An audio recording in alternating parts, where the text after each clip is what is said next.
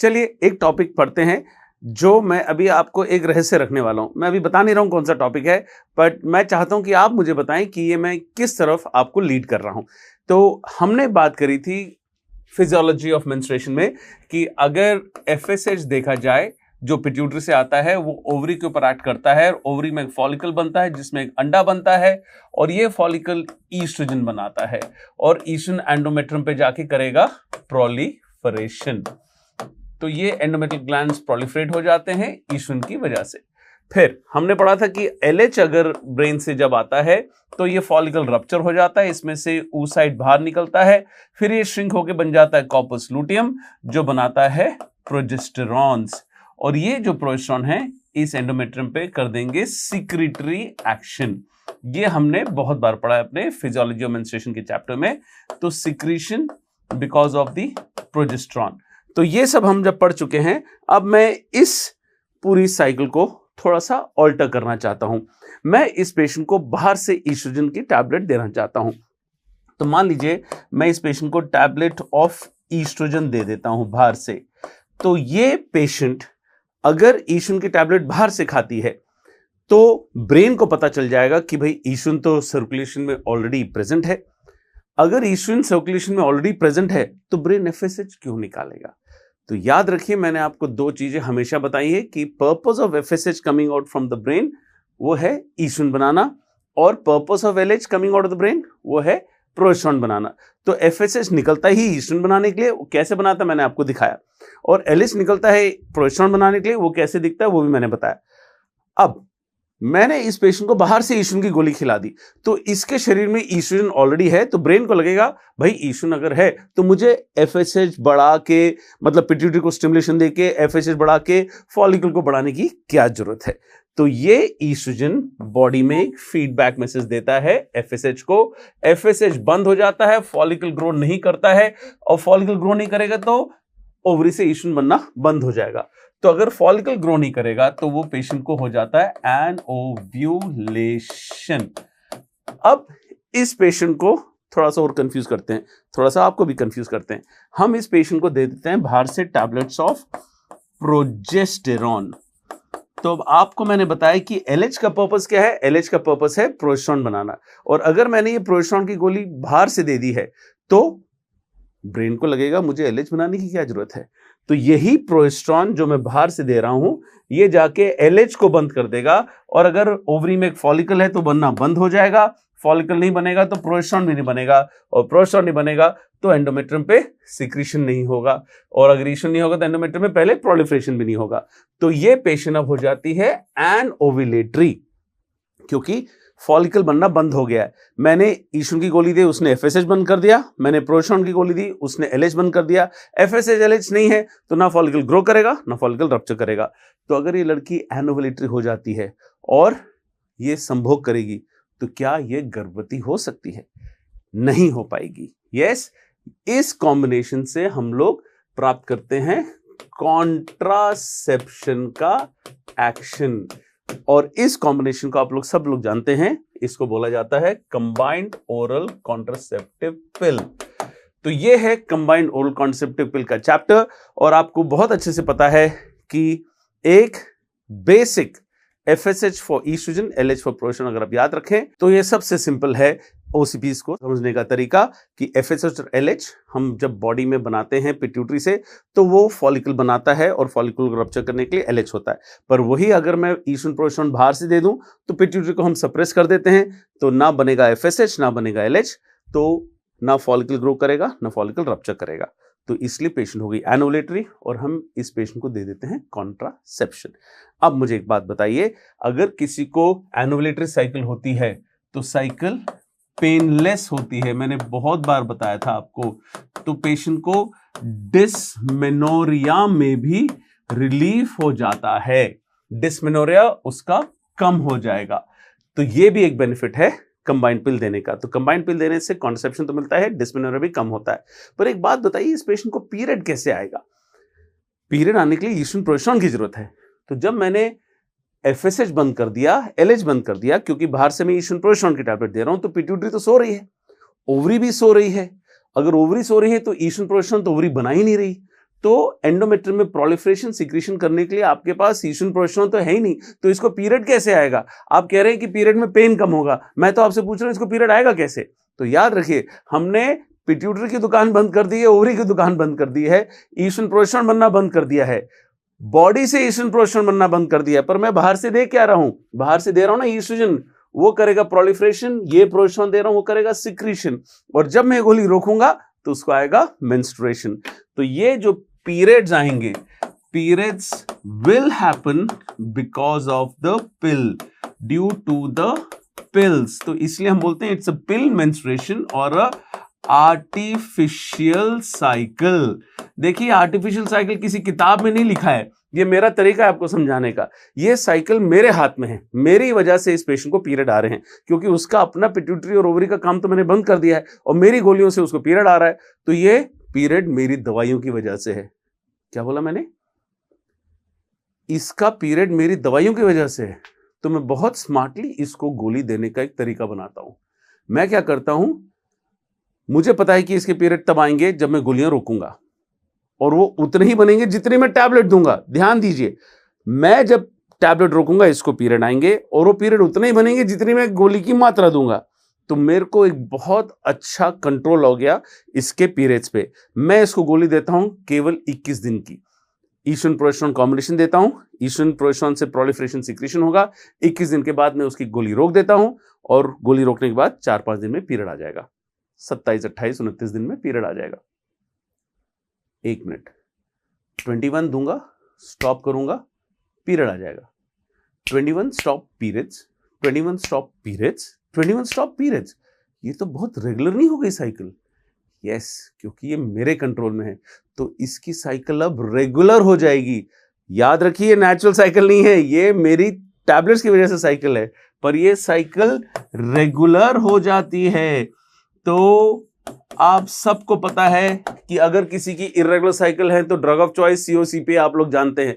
अब आप समझा पाएंगे कि भाई वो COCP की वजह से साइकिल रेगुलर हो रही है। हम पेशेंट को रिलीफ दे देते हैं इर्रेगुलर साइकिल में बाय गिविंग COCPs, पर यस, जो कारण है इर्रेगुलर साइकिल का वो भी आपको ट्रीट करना है, बट उसको रिलीफ देने के लिए हम रेगुलर साइकिल्स देने के लिए COCPs दे सकते हैं। तो ये साइकिल रेगुलर है, पेनलेस है, और पेशेंट को कॉन्ट्रासेप्शन भी मिल जाता है। और अब मुझे एक बात बताइए कि मैं ये कौन सी टैबलेट्स देता हूं इस पेशेंट को, ये सब कॉन्ट्रासेप्टिव बेनिफिट्स के लिए। तो हम टैबलेट्स देते हैं एथिनाइल ईस्ट्राडायोल, ये हम देते हैं 0.03 मिलीग्राम्स या 0.02 मिलीग्राम्स या 0.01 मिलीग्राम्स। इसको अगर हम कन्वर्ट करें माइक्रोग्राम में तो 30 माइक्रोग्राम, 20 माइक्रोग्राम या 10 माइक्रोग्राम हो जाता है। तो यह बहुत कम डोज हम दे रहे हैं ईस्ट्रोजन की बाहर से। मैंने क्या बोला? बहुत कम डोज। अगर मैं बाहर से टैबलेट ईस्ट्रोजन की दे रहा हूं तो मेरी ईस्ट्रोजन की वजह से इसकी बॉडी का FSH बंद हो जाता है और इसकी बॉडी में ईस्ट्रोजन बनना बंद हो जाता है।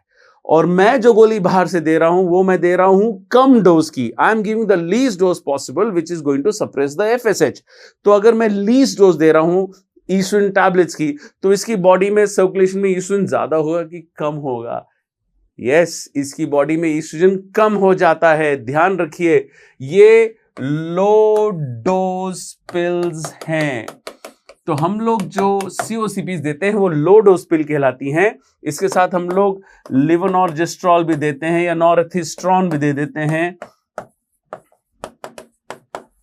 और नॉर्थिस्ट्रॉन जनरली हम लोग 0.15 मिलीग्राम्स की दे देते हैं टैबलेट। तो ये प्रोजेस्टेरोन है, पर ये जो ईस्ट्रोजन है जो मेन कंपोनेंट है, हम लोग हाई डोज दे रहे हैं कि लो डोज दे रहे हैं? हम लोग लो डोज दे रहे हैं। तो इसलिए इसकी बॉडी में the net amount of estrogen is low in the body. बहुत इंपॉर्टेंट इंफॉर्मेशन है, इसकी बॉडी में ईस्ट्रोजन कम है। तो इसके क्या क्या बेनिफिट्स हो सकते हैं? मान लीजिए मैं इस पेशेंट को 10 साल तक COCP देता हूं, इसकी शादी हुई मान लीजिए 22 साल की उम्र में, और इसने कहा कि देखिए डॉक्टर साहब, मुझे तो अभी बहुत काम करने लाइफ में, मुझे पढ़ाई लिखाई करनी, मुझे करियर बनाना है, मुझे एक अच्छा जॉब चाहिए, तो अभी मेरे को 32 साल तक तो मैंने कुछ नहीं करना है प्रेगनेंसी के हिसाब से। तो वो 22 से सीओसीपी लेना शुरू करती है और 32 तक सीओसीपी लेती है। 10 साल तक अगर वो सीओसीपी नहीं ले रहे हैं, 10 साल तक उसकी बॉडी में ईस्ट्रोजन कम है, तो उसके क्या बेनिफिट्स होंगे अगर ईस्ट्रोजन कम होगा तो? अगर ईस्ट्रोजन कम होगा तो एंडोमेट्रियल प्रोलिफरेशन कम होगी, तो ब्लीडिंग उसकी पीरियड्स में कम होगी, तो उसकी वजह से लेसर एनीमिया। ये नॉन कॉन्ट्रासेप्टिव बेनिफिट्स आ रहे हैं सीओसीपीज के। एंडोमेट्रियल प्रोलिफरेशन अगर कम होगा तो लेसर एंडोमेट्रियल हाइपरप्लेसिया और लेसर सीए एंडोमेट्रियम, ये सारी चीजें कम होंगी। और अगर ईस्ट्रोजन कम होगा तो there will be lesser benign breast diseases and there will be lesser ovarian cysts and lesser ovarian cancers. Also याद रखिएगी कि ईस्ट्रोजन की वजह से कई बीमारियां होती जैसे फाइब्रॉइड्स और endometriosis, so lesser fibroids uterus and lesser endometriosis और lesser pelvic inflammatory disease, because oestrogen अगर कम होगा तो बॉडी में पेल्विस में कंजेशन कम होता है और कंजेशन कम होने की वजह से इन्फेक्शंस भी कम होती हैं। And lesser CA colon, CA colon कम होता है क्योंकि अगर हम सीओसीपीज देते हैं तो जो कोलोन में बाइल एसिड्स की कंसंट्रेशन होती है वो कम हो जाती है और उसकी वजह से सीए कोलोन का इंसिडेंस कम होता है। तो ये सारी चीजें कम होती हैं, बट कई चीजें ज्यादा भी हो सकती है। तो याद रखिए, what is more rare, rarely there will be more CA cervix adenocarcinoma type. Please ये याद रखेंगे कि सीए सर्विक्स जो आप लोग अपनी ओपीडीज में देते हैं, जैसे आप इंटर्न्स हैं ओपीडी में, आप आए दिन सीए सर्विक्स देखते हैं गायनेकोलॉजी में। It is the most common gynaecological cancer of women in India. तो सीए सर्विक्स वो जो है वो है squamous cell carcinoma keratinising type. ये जो ओसीपीज की वजह से रेयरली होता है वो है एडिनोकार्सिनोमा टाइप। और there will be more gall stones and there will be more hepatic adenomas. But याद रखिए, गॉल स्टोन्स मोर होंगे but not gall bladder cancer. Gall bladder cancer नहीं बढ़ेगा, हेपेटिक एडिनोमा होगा बट नॉट हेपेटोसेलुलर कैंसर। ये दो नहीं बढ़ेंगे। गॉल स्टोन बढ़ते हैं, हेपेटिक एडिनोमा बढ़ता है, बट गॉल ब्लैडर कैंसर और हेपेटोसेलुलर कैंसर नहीं बढ़ता। ये आपका सर्जरी का एमसीक्यू है कि which of the following is not implicated in the aetiology of CA gall bladder. COCP CA gall bladder नहीं करते हैं, ठीक है। और they will be increase in chlamydial PID. देखिए मैंने आपको पिछले स्क्रीन में बताया था कि पीआईडी कम हो जाता है। देखिए मैंने बताया था पीआईडी कम हो जाता है, बट यहां पे बता रहा हूं कि क्लमाइडियल पीआईडी बढ़ जाता है। इसको बोलते हैं इंडोलेंट पीआईडी। इंडोलेंट मतलब सिम्टमलेस, जिसके सिम्टम्स नहीं होते, चुपचाप ये पीआईडी चलती रहती है, तो उसको बोलते हैं chlamydial PID which is indolent. But ये चीजें रेयरली ज्यादा होती हैं, ये सारी चीजें कम हो जाती हैं। ये नॉन कॉन्ट्रासेप्टिव बेनिफिट्स हैं जो मैंने आपको बताया। बट कौन सी चीज है जिसके ऊपर कोई असर नहीं पड़ता? सो सीए ब्रेस्ट के इंसिडेंस पे देयर इज नो इफेक्ट। ये प्लीज याद रख लीजिए। आप लोगों को कई बार कंफ्यूजन होता है और आप लोग मुझे पूछते हैं कि सर सीए ब्रेस्ट तो कई लोग बोलते हैं ज्यादा होता है। थोड़ी बहुत रिपोर्ट्स हैं, बट हम बात करेंगे जो किताबों में लिखा गया है। और हमारी standard book of reference obstetrics के लिए और गायनेकोलॉजी के लिए होती हैं विलियम्स ऑब्स्टेट्रिक्स, नोवाक्स गायनेकोलॉजी जैसी किताबें।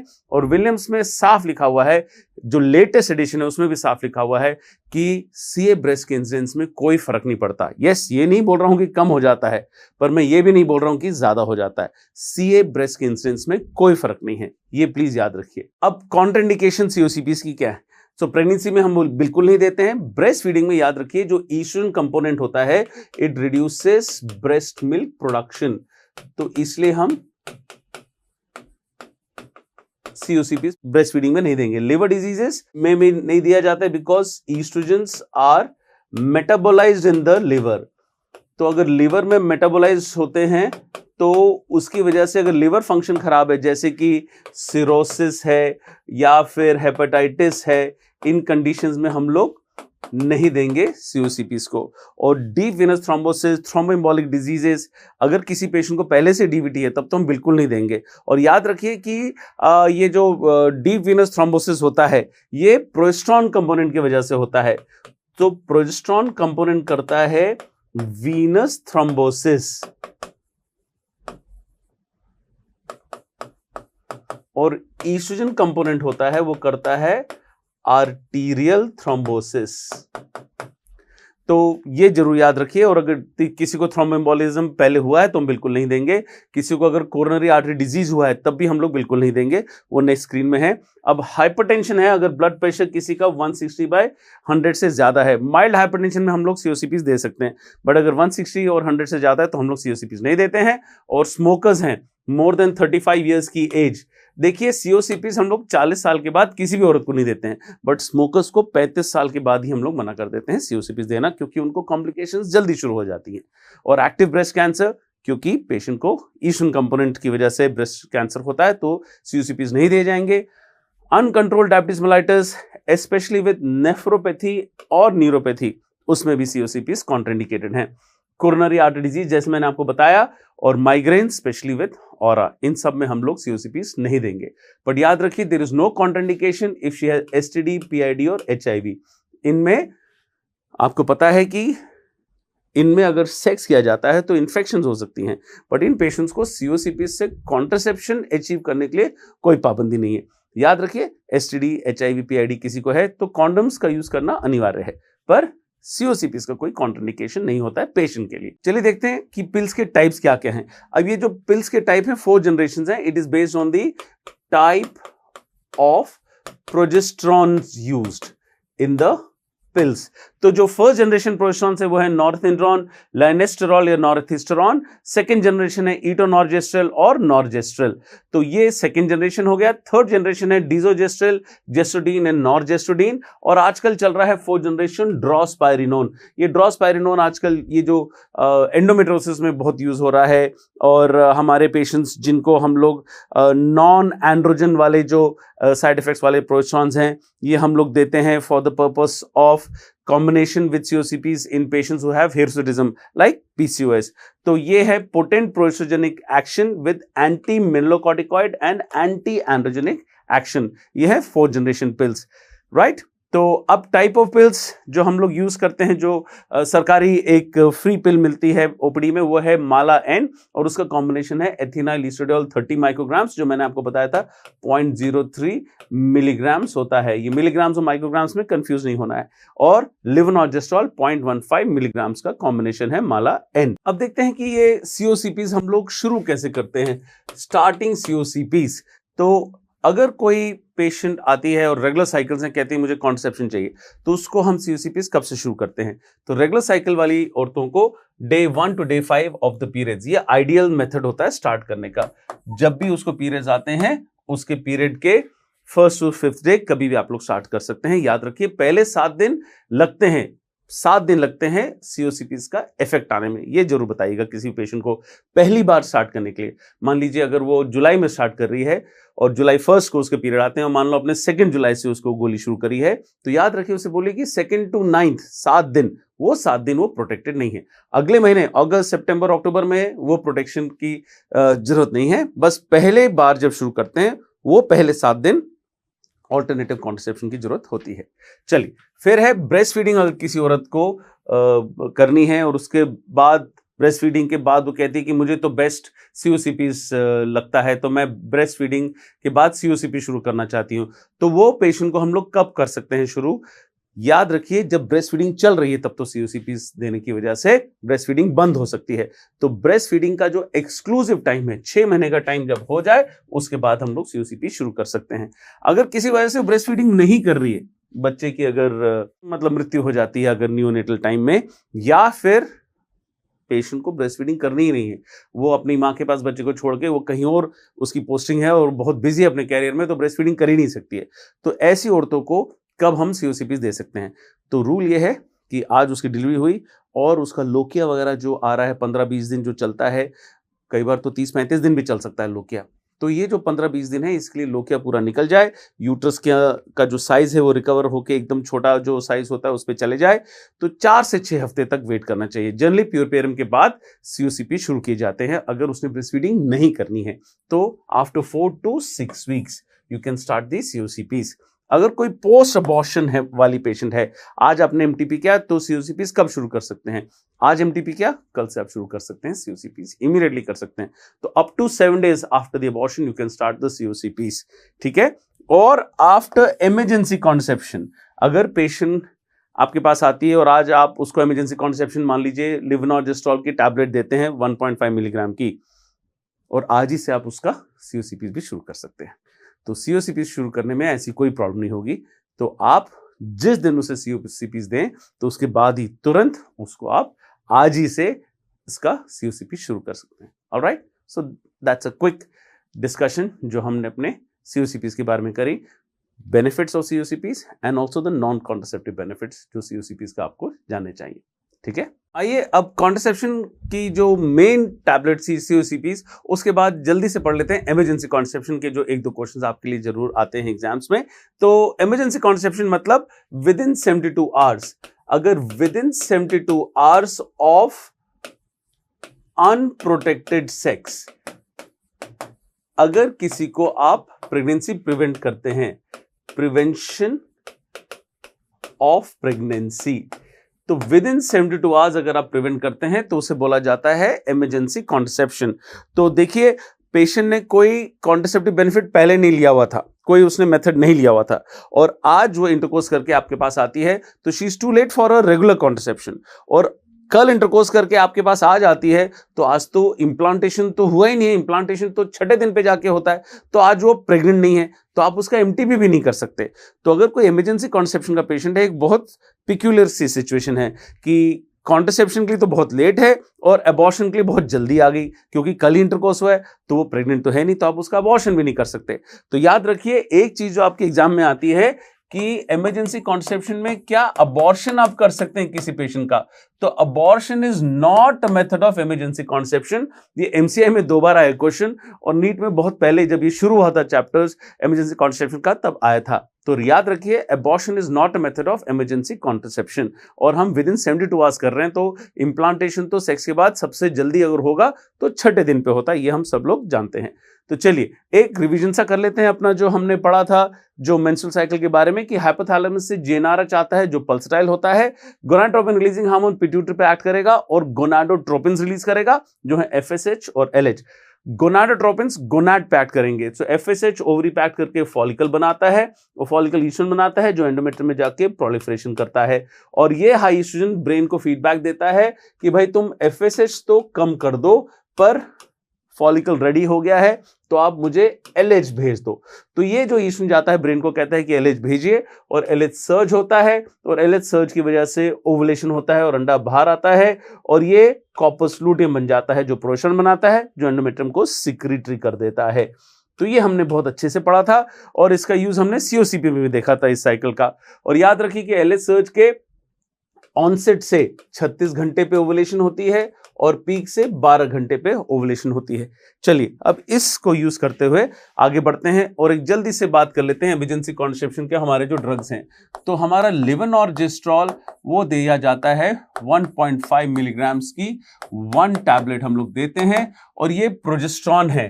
तो अगर आप किसी को ओवुलेशन से पहले अगर प्रोजेस्टेरॉन दे देंगे, आपको पता है कि purpose of LH is to make progesterone, और पेशेंट ने इंटरकोर्स किया, मान लीजिए उसका 11वां दिन है मेंस्ट्रुअल साइकिल का, और आपके पास वो 12वें दिन आ जाती है कि डॉक्टर साहब मैंने कल इंटरकोर्स किया है और मैंने कोई प्रोटेक्शन यूज नहीं किया था। आज आपने उसने लिवनॉर्जेस्ट्रॉल की टैबलेट आपने उसे दे दी, तो उसकी बॉडी में प्रोजेस्टेरॉन हाई हो गया, और हाई प्रोजेस्टेरॉन जो कि ब्रेन को बोलता है कि भाई प्रोजेस्टेरॉन तो है, तो ब्रेन एलएच कम कर देगा। तो 11वें 12 दिन पे अगर आप एलएच के लिए प्रोजेस्टेरॉन दे देते हैं सप्रेस करने के लिए, तो 14वें दिन पे ओवुलेशन होगा ही नहीं। तो जो स्पर्म्स अंदर गए थे वो बैठे रह जाएंगे, उनको कभी अंडा मिलेगा ही नहीं। तो याद रखिए कि अगर लिवनॉर्जेस्ट्रॉल टैबलेट दी जाती है वो ओव्यूलेशन को इनहिबिट करती है, तो प्रेगनेंसी नहीं होगी। But if given before ovulation. अगर पेशेंट आपके पास इस स्टेज पे आई है कि उसका ओव्यूलेशन नहीं हुआ है, वो 14वें दिन से पहले अगर आपके पास आई है, तब आप उसको लेवोनॉर्जेस्ट्रॉल की टैबलेट से ओव्यूलेशन बंद कर सकते हैं। पर यह भी है कि कई बार पेशेंट आपके पास आती है ओव्यूलेशन के बाद, कहती है डॉक्टर साहब मेरा कल इंटरकोर्स हो गया, कौन सा दिन था, 14वां दिन था, और आज वो 15वें दिन पे आपके पास आई है, तब तो ओव्यूलेशन हो चुका है और स्पर्म्स अंदर जाके एग को मिल चुके हैं और एम्ब्रियो बन चुका है। पर अभी भी आप लेवोनॉर्जेस्ट्रॉल पिल दे सकते हैं। अब वो क्या करेगा, वो ट्यूबल मोटिलिटी कम करता है, reduces tubal motility and reduces implantation. क्योंकि एम्ब्रियो लेट आएगा तो इम्प्लांटेशन के चांसेस कम हो जाते हैं, एम्ब्रियो मर जाता है, इतना लेट हो जाता है एम्ब्रियो, क्योंकि ट्यूबल मोटिलिटी कम हो जाती है। और makes endometrium out of phase, endometrium out of phase हो जाता है।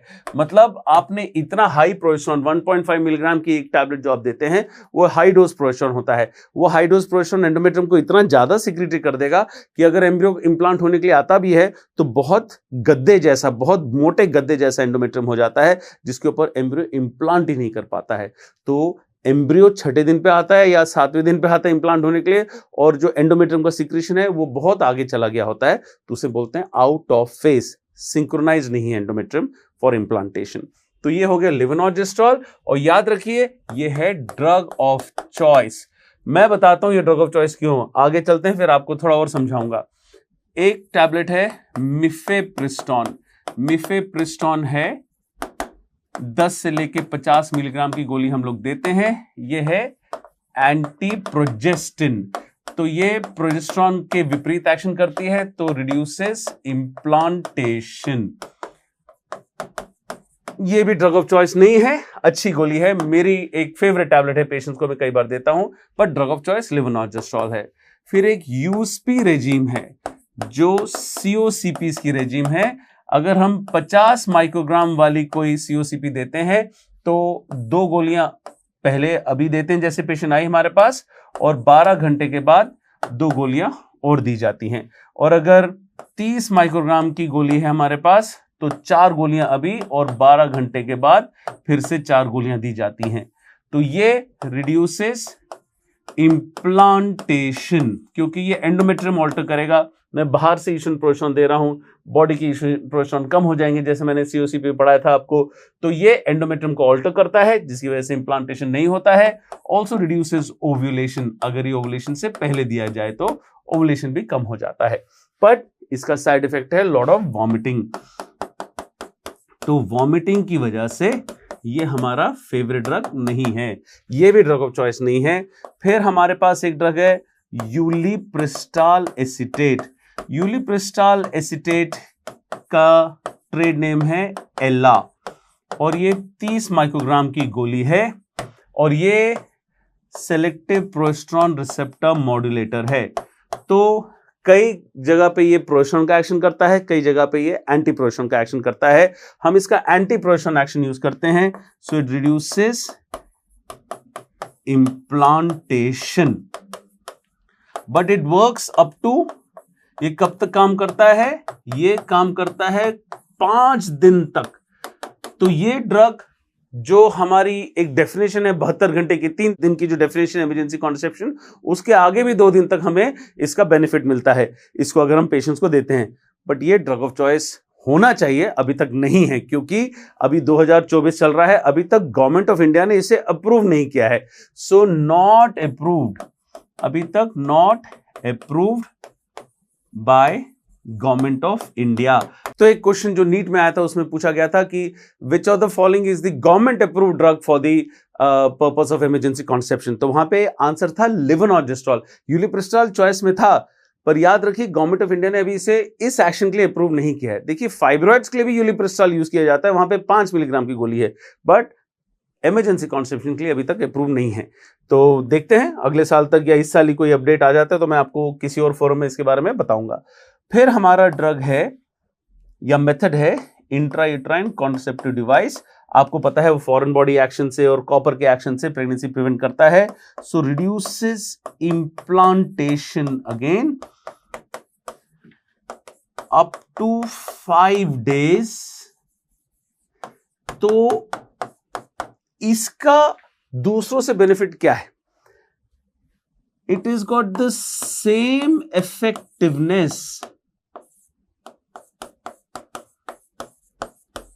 For the 5 days। इस बात का मतलब क्या है कि जब हम लेवोनॉर्जेस्ट्रॉल गोली देते हैं, लेवोनॉर्जेस्ट्रॉल आप लोग सब जानते हैं कि कल अगर इंटरकोर्स हो और आज मैंने लेवोनॉर्जेस्ट्रॉल की गोली 1.5 मिलीग्राम दे दी तो 95-96% चांस है कि पेशेंट को प्रेगनेंसी नहीं होगी। अगर वो दूसरे दिन आती है तो 80-85 हो जाता है, तीसरे दिन आती है तो 60-65% चांस होता है प्रेगनेंसी प्रिवेंशन का। पर अगर आप आईयूसीडी देते हैं तो 99% चांस है कि इसकी प्रेगनेंसी प्रिवेंट हो जाएगी। अगर वो पहले दिन आती है या फिर 5वें दिन तक हम अगर आईयूसीडी डालते हैं तब भी वो 99% चांस है। तो इसकी effectiveness is maintained for the 5 days। So this is one method जो 5 दिन तक दे सकते हैं, क्योंकि आपको पता है कि इंटरकोर्स के बाद सबसे पहले इंप्लांटेशन कब होती है? 6ठे दिन पे होती है। तो 5वें दिन तक लोगों को आईयूसीडी दे सकते हैं। तो यस, ये मोस्ट इफेक्टिव मेथड है, मोस्ट इफेक्टिव इमरजेंसी कॉन्सेप्टिव मेथड माना जाता है। बट ये भी ड्रग ऑफ चॉइस नहीं है। ये ड्रग ऑफ चॉइस क्यों नहीं है? मैंने बार बार बोला ड्रग ऑफ चॉइस लेवोनॉर्जेस्ट्रॉल है। याद रखिए, emergency contraception is a over the counter drug. तो ये सबसे इंपॉर्टेंट बात है कि emergency contraception is over the counter. Patient जाके टैबलेट ले सकती है और अपनी प्रेगनेंसी होने से बचा सकती है without any involvement of a doctor. Doctor की प्रिस्क्रिप्शन की जरूरत नहीं है। यह है बेसिस ऑफ इमरजेंसी कॉन्ट्रसेप्शन। अब आप समझेंगे कि आईयूसीडी क्यों ड्रग ऑफ चॉइस नहीं है। अगर आपसे कोई पूछे method of choice levonorgestrel, but most effective drug, वो हम बार बार आईयूसीडी बोलते हैं क्योंकि 5 दिन तक 99% से ज्यादा प्रिवेंशन है। बट ड्रग ऑफ चॉइस क्यों नहीं है? क्योंकि भाई इसको लगाने के लिए आपको एक डॉक्टर की जरूरत है। सबसे पहली बात, पेशेंट को एक प्रिस्क्रिप्शन चाहिए, तभी वो जाके ये आईयूसीडी बाजार से, फार्मेसी से खरीद सकती है। फिर उसको प्लेस करने के लिए, उसको इंसर्ट करने के लिए एक क्वालिफाइड डॉक्टर की भी जरूरत है। बाकी सारे मेथड्स वो अपने आप गोली लेके अपने आप को वो प्रिवेंट कर सकती है प्रेगनेंसी के लिए। इसके लिए एक प्रिस्क्रिप्शन चाहिए और एक डॉक्टर चाहिए। That's why although this is the most effective method, this is not the drug of choice। तो याद रखिए, ड्रग ऑफ चॉइस लेवोनॉर्जेस्ट्रॉल है। ठीक है, अब बात करते हैं नसबंदी की। औरतों की नसबंदी जो ट्यूबेक्टमी कहलाती है और आदमियों की नसबंदी जिसको वैसेक्टमी कहला जाता है। और औरतों की नसबंदी के लिए सरकार 500 रुपये देती है, आदमियों की नसबंदी के लिए 1300 रुपये देती है।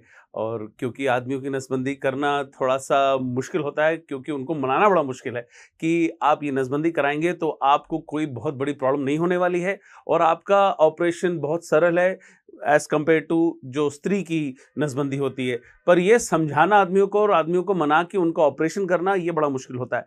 तो इसलिए आदमियों को ऑपरेशन करने के लिए कोई लेके जो आए, जो मोटिवेटर होता है, उसको 200 रुपये दिए जाते हैं इन 1300 रुपये में से। तो 1300 में से 1100 रुपये पेशेंट को मिलते हैं और 200 रुपये मोटिवेटर को मिलते हैं। और औरतों की नसबंदी में 500 रुपये दिए जाते हैं। चलिए पढ़ते हैं वैसेक्टमी के और ट्यूबेक्टमी के तरीके। पहले देखेंगे ट्यूबेक्टमी। तो ट्यूबेक्टमी जब हम नसबंदियां करते हैं औरतों की, तो जब हम टाइमिंग की बात कर रहे हैं, प्यूरपेरल का मतलब होता है डिलीवरी के बाद का जो टाइम। पर डिलीवरी के बाद के टाइम को प्यूरपेरम हम बोलते हैं, जो 42 डेज होता है। बट प्यूरपेरम या पोस्टपार्टम स्टरलाइजेशन भी जिसको बोला जाता है, ये 42 डेज तक नहीं की जाती है। इसका एक बड़ा सिंपल सा प्रिंसिपल है कि जब किसी स्त्री की डिलीवरी होती है, डिलीवरी के बाद जो यूट्रस होता है वो इमीडिएटली अम्बिलिकस के नीचे होता है। ये भी आपका एक एमसीक्यू है। तो ये जो यूट्रस अम्बिलिकस के एकदम नीचे हम महसूस कर सकते हैं अपने हाथ से। तो पेशेंट को अगले दिन लोकल एनेस्थीसिया या थोड़ा सा जनरल एनेस्थीसिया देके हम एक कट मारते हैं यहाँ पे, और ये जो नस है, जो फेलोपियन ट्यूब है, इसी लेवल पे हमें आसानी से मिल जाती है और हम इसकी बड़े आराम से नसबंदी कर सकते हैं। तो जब ये यूट्रस पर एब्डोमेन फील हो सकता है डिलीवरी के बाद, क्योंकि अभी यूट्रस एब्डोमेन में है, तो ये नसबंदी करना बड़ा आसान होता है। तभी हम कहते हैं प्यूरपेरल या पोस्टपार्टम स्टरलाइजेशन आसान होता है। अन्यथा तो आपको मालूम है कि यूट्रस एक पेल्विक ऑर्गन है और नसें यहाँ पे होती हैं, तो उसको लाइगेट करना प्यूबिक सिम्फाइसिस से ऊपर ही आप इंसिशन कर पाएंगे। ये प्यूबिक सिम्फाइसिस यहाँ पे, इसके ऊपर इंसिशन करके फिर आप अंदर जाके आपको नसबंदी करनी होती है। तो इसलिए प्यूरपेरल टाइम जो डिलीवरी के बाद का टाइम होता है, एक बहुत अच्छा टाइम होता है, आसान टाइम होता है जिसमें आप नसबंदी कर सकते हैं। तो इसलिए कहा जाता है प्यूरपेरल या पोस्टपार्टम स्टरलाइजेशन। और ये बेस्ट होता है within 2 to 3 days of delivery. Maximum कर सकते हैं up to 7 to 10 days after the delivery, क्योंकि 14 दिन के बाद हम ये नहीं कर सकते हैं, क्योंकि 10 से 14 दिन के अंदर यूट्रस पेल्विस में आ जाता है। तो इमीडिएटली आफ्टर डिलीवरी यूट्रस कहां होता है? Just below umbilicus. और 2 हफ्ते में, 2 वीक्स में ये पेल्विक ऑर्गन हो जाता है। और 6 वीक्स में, 4 to 6 वीक्स कई किताबें कहती हैं ये एक नॉर्मल ऑर्गन हो जाता है।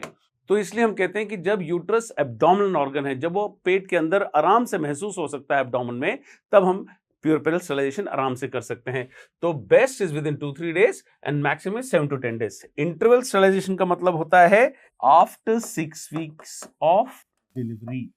ये most commonly by laparoscopic method से किया जाता है, क्योंकि यूट्रस अब पेल्विस में अंदर वापस जा चुका है। और कंकरेंट होता है अलोंग विथ कोई और सर्जरी के साथ अगर आप नसबंदी करें, अलोंग विथ सिजेरियन सेक्शन, या एक एमटीपी के बाद भी अगर आप किसी की नसबंदी साथ में ही कर दें तो उसे बोलता है कंकरेंट। तो ये है टाइमिंग्स। अब जब हम करते हैं, जो सर्जरी करने का तरीका क्या है कि हम पेट के अंदर घुस कैसे सकते हैं, तो हम पेट को काट के भी एक लैप्रोटमी करके अंदर घुस सकते हैं, बट वो छोटा सा एक कट होता है, उसे बोला जाता है मिनी लैप्रोटमी या mini lap. 1.5 to 2 inches maximum होता है ये इंसिशन। तो एक छोटे से इंसिशन से हम पेट के अंदर घुसते हैं, तो उसे बोलता है मिनी लैप्रोटमी, या लैप्रोस्कोपी से भी हम लोग पेट के अंदर घुस सकते हैं और नसबंदी कर सकते हैं। मैंने आपको बताया कि जो इंटरवल प्रोसीजर्स होते हैं वो लैप्रोस्कोपी से किया जाते हैं ज्यादातर। अब साइट ऑफ लाइगेशन क्या है, हम नसबंदी किस जगह करते हैं? आप लोग कई बार कहते हैं इस्थिमो एम्पुलरी जंक्शन, कई लोग कहते हैं इस्थिमिक जंक्शन। देखिए, अगर मैं यहां पे इस्थमस में ट्यूब को काटता हूं यहां पे, तो जो कट एंड्स हैं वो कैसे दिखेंगे? वो कट एंड्स ऐसे दिखेंगे। और अगर मैं लाइगेट करता हूं इस्थिमो एम्पुलरी एरिया पे, तो वो कट एंड्स दिखेंगे ऐसे। तो अगर इस्थिमो एम्पुलरी काटता हूं या इस्थमिक काटता हूं, तो इस्थमिक लाइगेशन किया जाता है, इस्थिमो एम्पुलरी नहीं किया जाता है, क्योंकि दोनों कट एंड्स यूनिफॉर्म डायमीटर के हैं।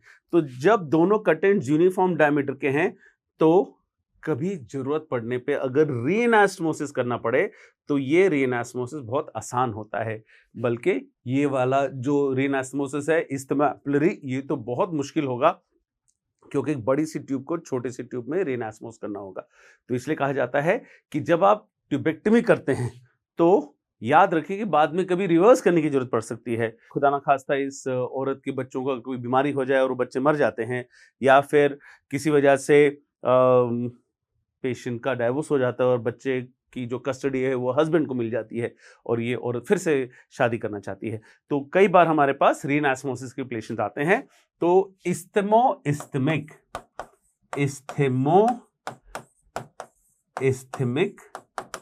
रीएनास्टोमोसिस, this is up to 80% successful.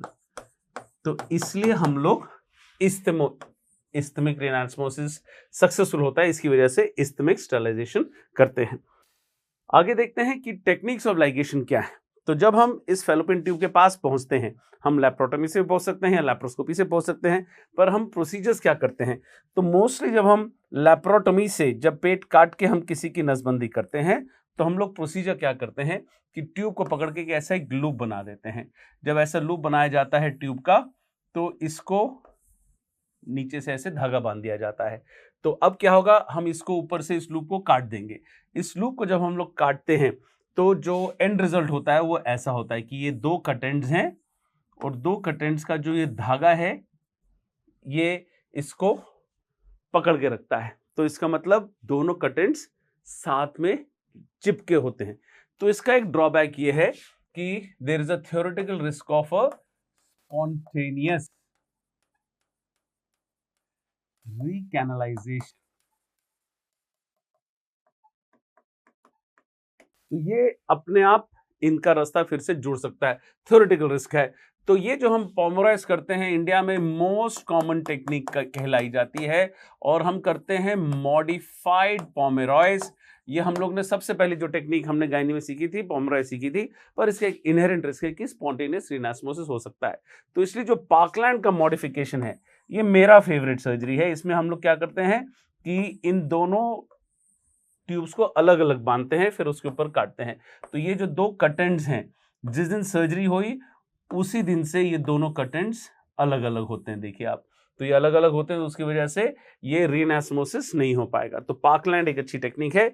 इरविंग्स technique क्या है, यहाँ पे थोड़ा नीचे लिखा हुआ है, ध्यान देंगे इस पे। इरविंग्स टेक्निक है, यहाँ पे मैं इरविंग्स दिखा रहा हूं। तो ये जब हम ट्यूब को काटते हैं तो इस ट्यूब के जो एंड को है हम यूट्रस की बॉडी में बरी कर देते हैं, और जो दूसरा कट एंड है इसको हम लोग मीजोसैल्पिंग्स में बरी कर देते हैं। तो इरविंग्स में ट्यूब को बरी किया जाता है, बरिंग सर्जरी होती है। हम ट्यूब के कट एंड्स को, एक कट एंड को यूट्रस में, दूसरे कट एंड को मीजोसैल्पिंग्स में बरी कर देते हैं। और भी दो तीन टेक्निक्स हैं, पर जनरली ये आपके एग्जाम्स में पूछी जाती हैं। और ये दो टेक्निक्स मैं इसलिए बता रहा हूं, मैडलिन और क्रोनस, क्योंकि ये दोनों नहीं की जाती हैं। क्यों नहीं की जाती हैं? क्योंकि मैडलर्स में सिर्फ क्रशिंग की जाती है, क्रशिंग ओनली, सिर्फ हम क्रश करते हैं ट्यूब्स को। तो ये देखिए जो लूप हमने बनाया ट्यूब्स का, इसको ऐसे हमने एक आर्टरी फोर्सेप्स से क्रश कर दिया। तो सिर्फ क्रशिंग की वजह से इसमें क्या होता है, हाई फेलियर चांस है। और क्रोनस फिम्ब्रिएक्टमी, ये बहुत कॉमन क्वेश्चन आता था एग्जाम्स में, नीट में भी और एमसीआई में भी, कि what is the name of the fimbriectomy surgery known. तो फिम्ब्रेक्टमी क्रोनस फिम्ब्रेक्टमी के नाम से जानी जाती है। और अगर आप फिम्ब्रिया को ही काट देंगे, अगर आप इस फिम्ब्रिया को काट देते हैं तो इसका जो रीनास्मोसिस रेट है बहुत बुरा होता है। कई बार तो फिम्ब्रिया को काट के फेंक दिया जाता है, तो फिर आपको नियोफिम्ब्रियोस्टमी करनी पड़ती है। तो इसलिए इसका सक्सेस रेट केवल 5% है। तो पुअर री एनास्टोमोसिस सक्सेस, तो इसलिए ये वाली टेक्निक भी नहीं की जाती। ये दोनों टेक्निक्स इसलिए बताई जा रही हैं क्योंकि हमें ये दोनों टेक्निक्स नहीं करनी है। तो mention only to be condemned बोला जाता है। चलिए अब हम कह रहे हैं दूसरी और टेक्निक्स जो है लैप्रोस्कोपिक। हम फेलोप रिंग लगा सकते हैं लैप्रोस्कोपी करते हुए ट्यूब के ऊपर। तो ये जो ट्यूब है, ट्यूब का एक ऐसे लूप बनाया जाता है और इस लूप के ऊपर ये जो फेलोप रिंग में दिखा रहा हूं इसको स्लिप कर दिया जाता है। तो इसको स्लिप करने के लिए एक स्पेशल इंस्ट्रूमेंट आता है। देखिए पहले मैं बता रहा हूं, ये ऐसे हो जाता है।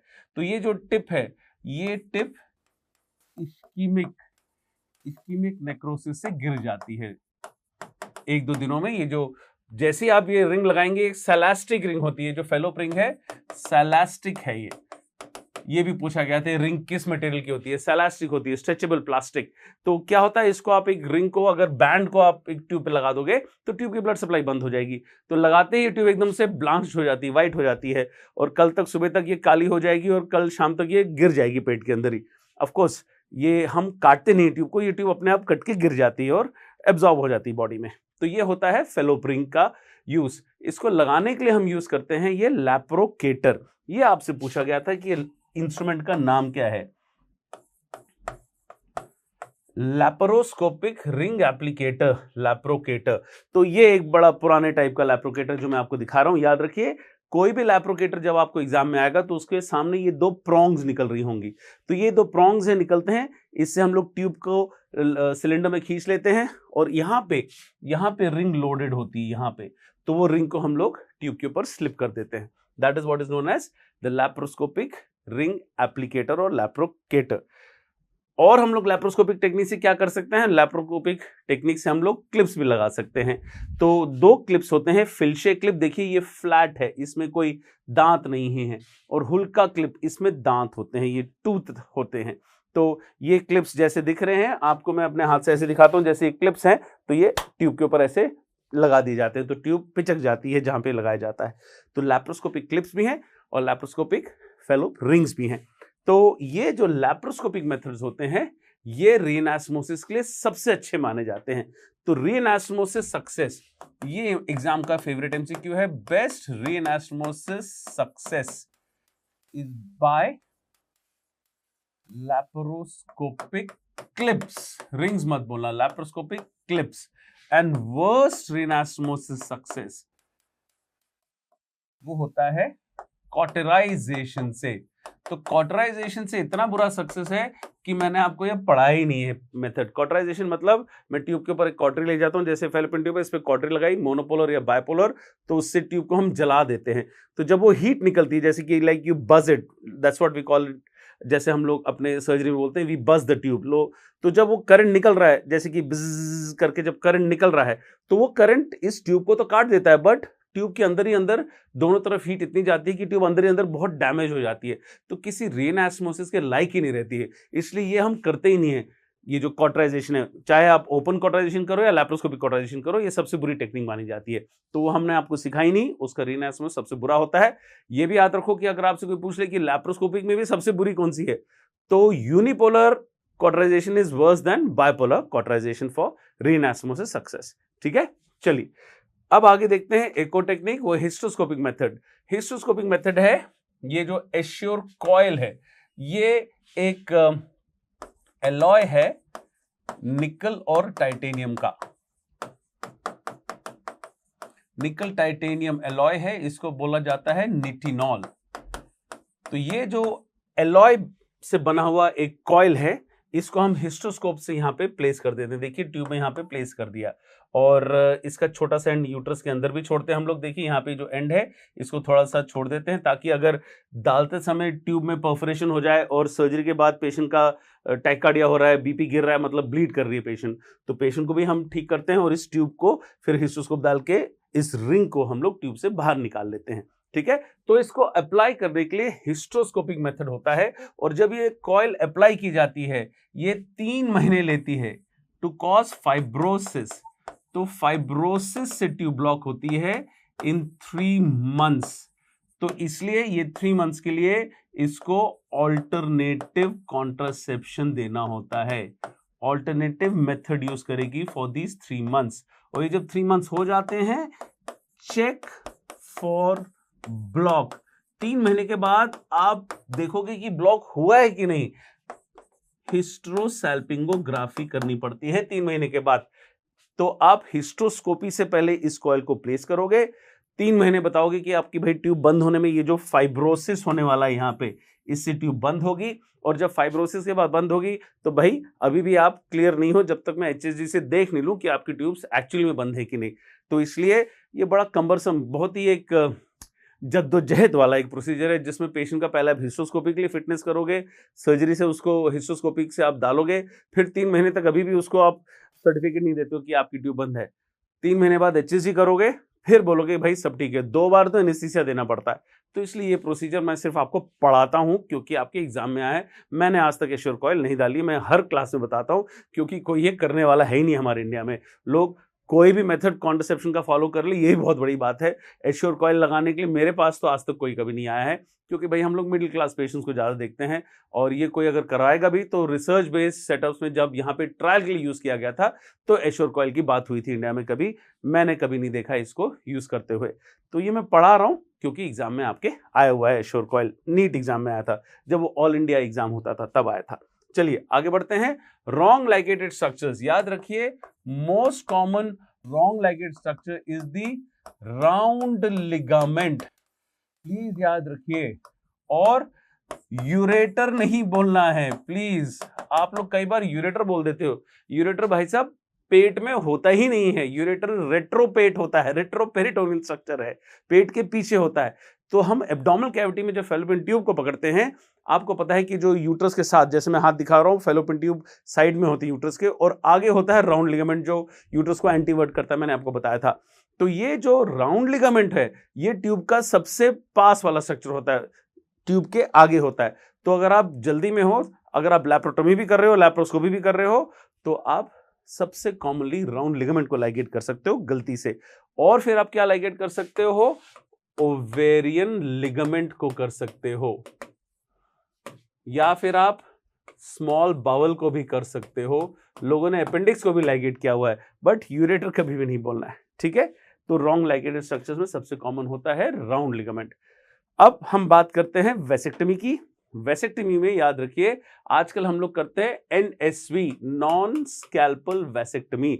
तो हम इस स्क्रोटम में कोई कट नहीं मारते हैं, और आदमी को बोलना कि हम आपके स्क्रोटम में कट करने वाले, उसी से आदमी हताश हो जाएगा, कभी आएगा नहीं। तो हम बोलते हैं कि आपको हम यहाँ पे जो शरीर है, यहाँ पे सुन करने का एक इंजेक्शन लगाएंगे, और एक स्टैबिंग आर्टरी, एक शार्प आर्टरी से हम जब इसमें जाएंगे, इस डाटोस में जब हम एक थोड़ा सा पंचर करेंगे, एक तरफ जाके एक वास को पकड़ लेंगे, दूसरी तरफ जाके दूसरी वास को पकड़ लेंगे, और उसको स्टेबलाइज करने के लिए हम यूज करते हैं रिंग फोर्सेप्स।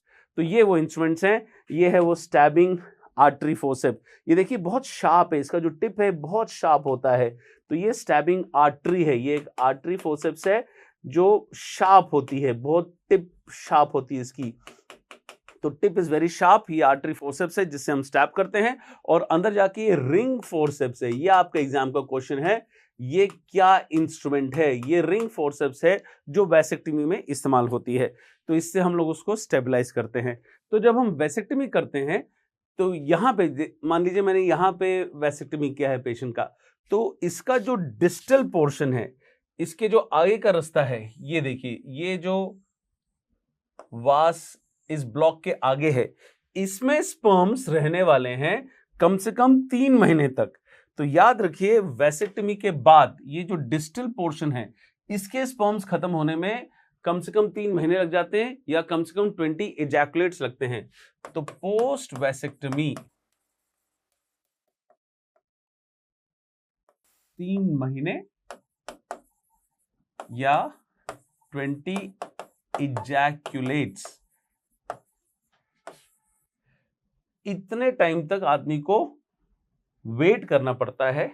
उसके बाद हमारे पास आदमी आता है, इसमें वो यूज करता है ऑल्टरनेटिव कॉन्ट्रासेप्शन। वो कॉन्डोम यूज कर सकता है, या उसकी वाइफ सीओसीपी यूज कर सकते हैं। और इसके बाद चेक फॉर एजोस्पर्मिया, मतलब हम इस आदमी के सीमेन का एनालिसिस करते हैं 3 महीने के बाद। ये 20 इजैकुलेट से 3 महीने के बाद जब वो हमारे पास आता है, और हम उसका सीमेन एनालिसिस करते हैं, और उसमें अगर एजोस्पर्मिया होता है, वो भी 2 बार किया जाता है। जैसे वो मेरे पास 3 महीने बाद आया, तो आज मैं करूंगा एजोस्पर्मिया है, फिर 1 महीने के बाद बुलाता हूं, फिर से मैं टेस्ट करता हूं, देखता हूं कि उसमें एजोस्पर्मिया कंफर्म्ड है। तब जाके मैं उसको सर्टिफिकेट देता हूं कि भाई तुम्हारी नसबंदी अब सक्सेसफुल है, अब आप फ्री हो to have sex without protection. तो इसलिए इसमें थोड़ा सा एक ये ड्रॉबैक है कि इसमें थोड़ा सा टाइम लगता है, क्योंकि इसमें 3 महीने तक आदमी को परहेज रखनी पड़ती है इवन आफ्टर द प्रोसीजर। उसके बाद ही हम लोग उसे बोल सकते हैं, सीमेन एनालिसिस देख के कंफर्म करके, कि ये अब इसकी नसबंदी कंफर्म हो चुकी है, इसको एजोस्पर्मिया अब प्रूव हो चुका है। और ये 20 इजैकुलेट्स में बोल रहा हूं, क्योंकि देखिए विलियम्स ऑब्स्टेट्रिक्स में 20 इजैकुलेट्स लिखा है। मुझे भी पता है कि आपकी पीएसएम की किताब में 30 इजैकुलेट्स या 30 इजैकुलेट्स लिखा हुआ है, और मैंने भी अपनी पीएसएम किताब में वही पढ़ा था। बट विलियम्स का थोड़ा सा क्रेडिट ज़्यादा है, और हम कोट करेंगे तो विलियम्स ऑब्स्टेट्रिक्स ही कोट कर पाएंगे, क्योंकि मैं एक ऑब्स्टेट्रिशियन हूँ, और उसमें पुराने हर एडिशन में 20 इजैकुलेट्स दिया है। मैं मानता हूँ कि आपके एग्जाम में दोनों चॉइस नहीं आने वाली, 20 आएगा या 30 इजैकुलेट्स आएगा। तो आप घबराइए मत इस बात से, ठीक है। और याद रखिए कि वैसेक्टमी में कॉम्प्लिकेशंस बहुत रेयर हैं। ये सब जो मनगढ़ंत कॉम्प्लिकेशंस आदमियों को पता नहीं, उनके पड़ोसी बता देते हैं कि इससे नामर्दी हो जाएगी, और आप इंटरकोर्स नहीं कर पाएंगे, आप कोई वजन नहीं उठा पाएंगे, आपको कोई तकलीफ हो जाएगी जिसकी वजह से आपको बीमारियां हो जाएंगी। ये सब कुछ भी नहीं होता है। Vasectomy is much safer than a tubectomy. हाँ, किसी भी सर्जरी की कॉम्प्लिकेशन जैसे कि हेमेटोमा बन जाना, इन्फेक्शन हो जाना, या फिर उसको वहाँ पे एक स्पर्मेटिक सिस्ट भी बन सकता है, ब्लड टेस्टिस बैरियर अगर ब्रेक हो गया तो एंटीस्पर्म एंटीबॉडी भी बन सकती हैं। ये 3-4 कॉम्प्लिकेशंस हो सकते हैं जो रेयर हैं, और ये रेयर कॉम्प्लिकेशन की वजह से आप वैसेक्टमी को प्रमोट ना करें, ये गलत बात है। Much safer than a tubectomy. ठीक है, ध्यान देंगे।